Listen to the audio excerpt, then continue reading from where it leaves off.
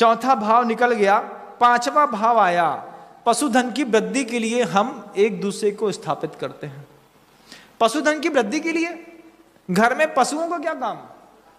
तो आज आपकी संपदा किसी भी चीज से आकी जाती हो, लेकिन सरवार सिद्धिकार ने भी धन, जब धन शब्द की व्याख्या की है तो गवा दया, गौ आदि को धन कहा है, ना कि रुपए पैसे सोना चांदी को।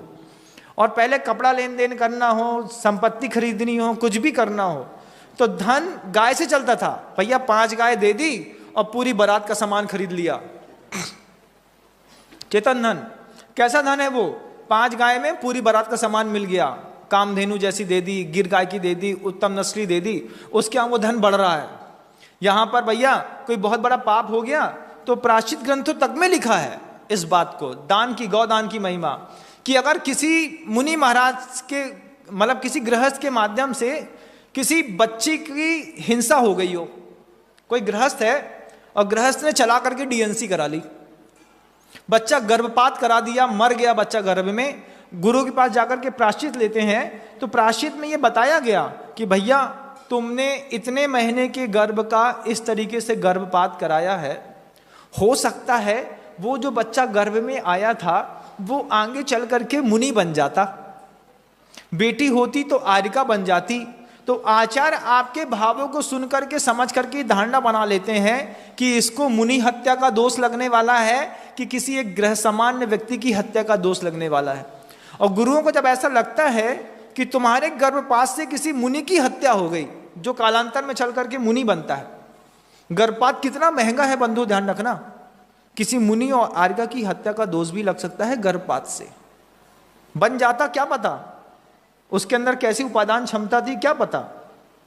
तो तब आचार्य आपकी उस संवेदनशीलता को, उस भाव को देख करके प्रायश्चित देते हैं, 25 गाय दान कर देना, 15 गाय दान कर देना, 5 गाय दान कर देना। इस गाय के दान से भी पाप कर्म कटते हैं।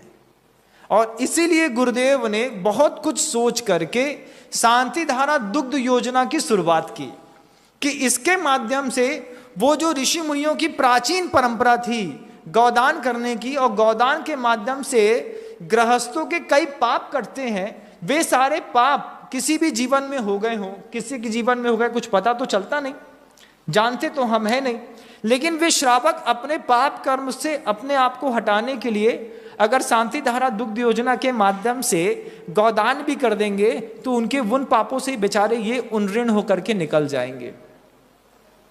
गुरुदेव कितना सोचते हैं। अब ये भी जानते हैं कि वर्तमान की परिस्थिति ऐसी है कि जिस किसी को दान देंगे वो गाय को पाल नहीं पाएगा, तो शुद्ध ब्रह्मचारियों को लगाया वहां पर कि आप लोग रह करके इन गायों की सेवा करो। इस गाय की सेवा करने से वे बहुत सारे गृहस्थ जो गाय पाल नहीं पाते लेकिन पाप करते हैं, वो पाप से मुक्त हो जाएंगे।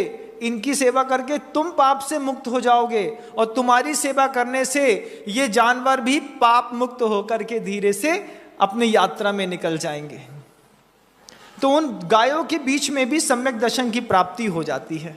उनको रोज नमोकार मंत्र सुनाया जाता है, शुद्ध छना पानी पिलाया जाता है, प्राकृतिक सौम्य वातावरण में रखा जाता है। आपके एक गाय के दान से, 2 या 5 गाय के दान से कितनी बड़ी वस्तु व्यवस्था संचालित और सुदृढ़ रूप से चल रही है।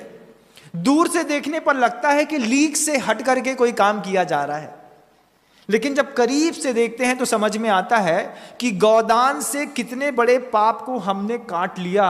हो सकता है आपके गौदान से आप जन्मांतरों में किसी मुनि हत्या के दोष से, मुनि निंदा के दोष से निंदित हुए होंगे, वो पाप इस बार दान देने से कट गया, उनकी रक्षा करने से कट गया।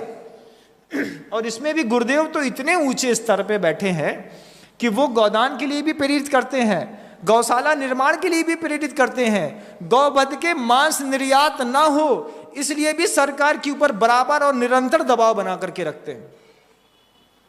मांसाहार तो बंद नहीं कर सकते, लेकिन मांस निर्यात ये बंद कर दो। इसके लिए गुरुदेव ने कितना पुरुषार्थ किया है। आज उनका पुरुषार्थ ऐसा फलीभूत हुआ कि आज गुरुदेव के आशीर्वाद से करीब 1500 से ज्यादा गौशालाएं सुरक्षित रूप से चल रही हैं। और एक एक गौशाला में, कई गौशालाएं तो ऐसी हैं जहां 5,000 से लेकर के 15-15, 20-20 हजार तक पशु हैं, और वहां पर रह करके वो अपने आप को स्वतंत्र और सुरक्षित महसूस करते हैं।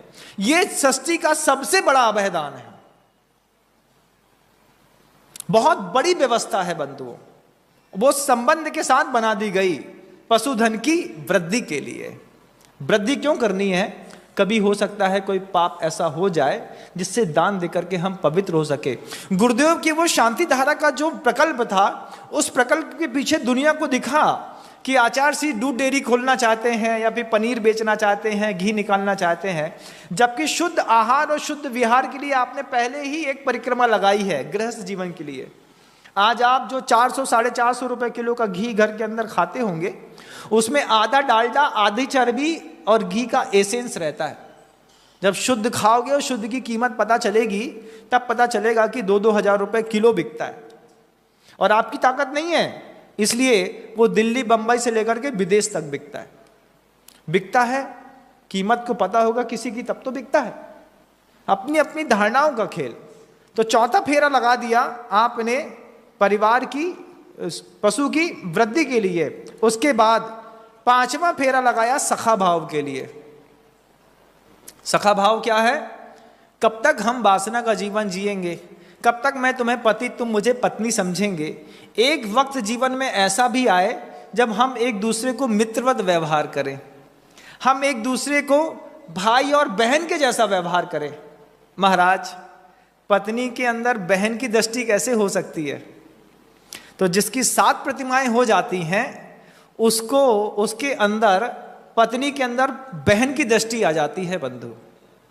7वीं प्रतिमा के व्रत लेने के बाद जब वो अपनी ही स्त्री से ब्रह्मचर्य, कुशील संबंधी चीजों का त्याग करके ब्रह्मचर्य को स्वीकार कर लेता है, तो अपनी पत्नी को बहन के समान मानता है और उसके रक्षण और पोषण की जवाबदारी होती है। और कह देते हैं साफ साफ, कल तक तुम मेरी पत्नी थी, आज मैंने 7 प्रतिमा के व्रत ले लिए, आज से तुम मेरी बहन हो। और इस भाव को स्वीकार करके पत्नी अपने पति के हाथ में राखी बांध देती है कि आज से मैंने तुमको अपना भाई स्वीकार किया, अब तुम मेरी बहन के जैसी रक्षा करना। एक ही जीवन में एक ही स्त्री से इस तरीके के पवित्र संबंध बनाने की कला भी भारतीय संस्कृति में हमको सिखाई गई, लेकिन हम उस भाव से आज भी मुक्त नहीं हो पाए। 80 साल के व्यक्ति से कहो ब्रह्मचर्य का नियम ले लो आजीवन, बोले महाराज जी अभी कृष्ण पक्ष का है और शुक्ल पक्ष की अभी हम साधना कर रहे हैं, धीरे से वो भी हो जाएगा। सुनते हैं तो बहुत शर्म आती है। आप लोग खुद अपने अंतर्मन को टटोलिएगा। 70 साल की उम्र हो गई, 72 साल की उम्र हो गई, क्या आप स्पर्श इंद्रिय के उस भाव से मुक्त हो पाए? आज भी लगता होगा, अरे क्या बताएं। हमने देखे ऐसे लोग जिनकी टांगे दोनों खराब, संलेखना की तैयारी, और आकर के हमसे कहते हैं महाराज किसी को भी देखता हूं तो मुझे लगता है कि वो मेरी तरफ देख रही है।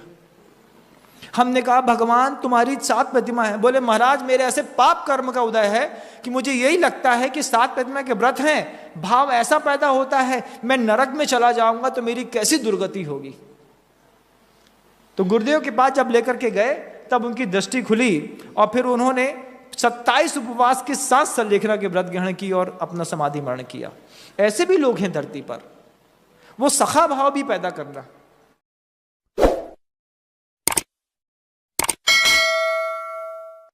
बकरों को खरीदते समय कोई ज्यादा